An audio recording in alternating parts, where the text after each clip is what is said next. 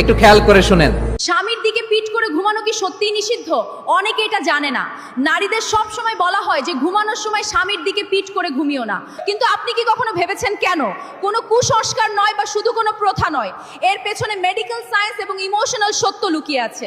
যখন স্বামী স্ত্রী একই বিছানায় মুখোমুখি হয়ে ঘুমায় বা একে অপরকে জড়িয়ে ধরে ঘুমায়, তখন শুধু ঘুমই আসে না, তখন সম্পর্কের বাঁধন আরো মজবুত হয়। মেডিকেল সায়েন্স অনুসারে জড়িয়ে ধরে ঘুমালে মস্তিষ্কে অক্সিটোসিন নামক হরমোন নিঃসরণ হয়। এই হরমোনকে ভালোবাসা এবং প্রেম মহব্বত বাড়ানোর হরমোন বলা হয়। এই হরমোন টেনশন কমায়, মনে শান্তি দেয় এবং স্বামী স্ত্রীর মাঝে না বলেও একে অপরকে অনুভব করার শক্তি দেয়। খেয়াল করে দেখবেন, আল্লাহ নারীদের শরীরটা পুরুষের তুলনায় কিছুটা শীতল করে বানিয়েছেন, আর পুরুষের শরীরে দিয়েছেন উষ্ণতা। জানেন কেন?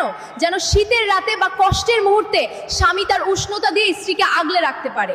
এটা শুধু দুইটি শরীরের মিলনই নয়, এটা হলো আল্লাহ পাকের কোরআনে বলা ইন্নাল্লাহা গফুরুর রহিম, অর্থাৎ তোমরা একে অপরের